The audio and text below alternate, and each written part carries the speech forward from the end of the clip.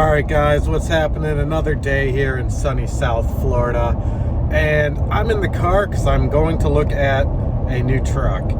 I kind of hinted at the other videos that I want to get into SCCA road racing, do some time trials, hot laps, stuff like that. I think that's going to be super fun. I'm going to take it off the streets and do it in a more controlled and competitive manner. And I decided that I don't want to drive my car to these events, that I want to bring a trailer because more than likely something might break and I don't want to be stranded and then have to get back home but not really have a nice way of doing that. So a new truck has kind of been on my list, and it's also something that I need as a daily driver. I've been borrowing a car for a while. I'm hoping to get hired here by the fire service soon, and just a truck kind of will fit the bill for everyday driving and hauling. So what am I looking at? What I'm looking at today is a 2004 Chevy Suburban 2500 with the 8.1 liter in it, four-wheel drive. I'm really excited to look at this. Back in the day I had a 2003 1500 Z71 black. This is also black. It'll bring back a lot of cool memories. I know the platform really well. Parts should be readily available and kind of cheap, actually. Gas mileage will suck. That's okay. I'm not bound and determined to buy this one. We have an inundation of so many cars for sale down here that it's not really going to be an issue for me. But what else have I looked at? I looked at, up in Chicago, I looked at a 1999 2500 Suburban, bright red, second owner. He's owned it over 20 years. Said it was immaculate and that it would rival 2015's. No, it won't. Sorry, it wasn't that clean. Had some undercarriage rust, but he only drove it in the summer, but still a little bit too much rust for my liking.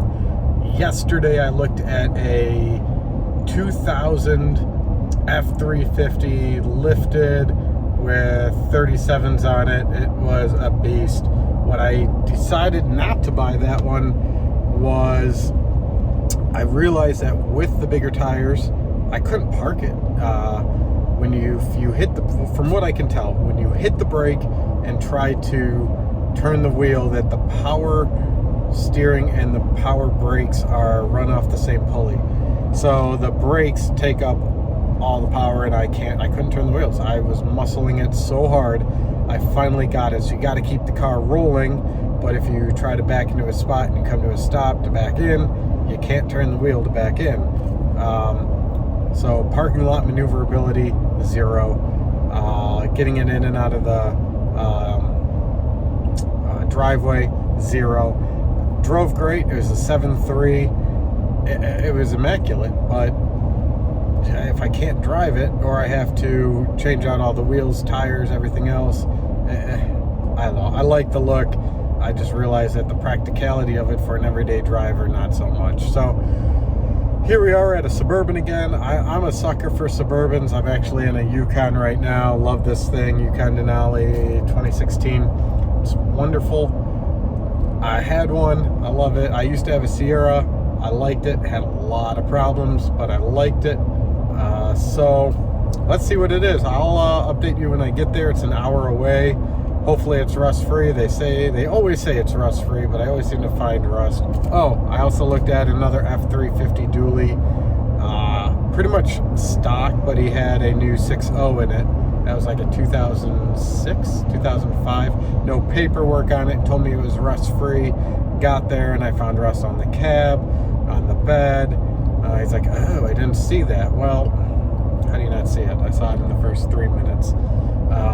And he said he had just repainted it, but yet all the clear coat was peeling off the top of the fenders on the dually. So again, not for me. A lot of people, if you say it's rust-free and it's perfect and I show up and it's not, what else are you hiding? That's kind of my mentality. The one I'm looking at tonight has issues. She's already been upfront about that. Frozen caliper on the front left, so she says, but again, rust-free, title in hand. So let's see what happens. I'll keep you guys informed. Maybe I'll have some content of a new truck later. Well, I showed up and the truck was there, but right away they were there. It was just too awkward to film while I was there. So the truck was accurate. She did say that there was no rust. Truck was a little rougher than I thought it was going to be in, which 9 times out of 10 is the case. Very rarely am I impressed by how clean a car is.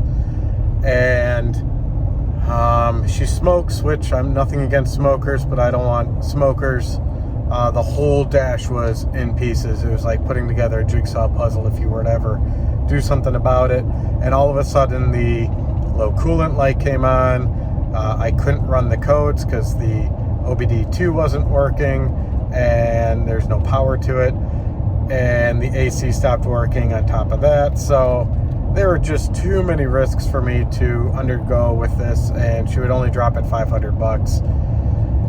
I told her to give me a call if something changes to something incredibly low. I doubt it,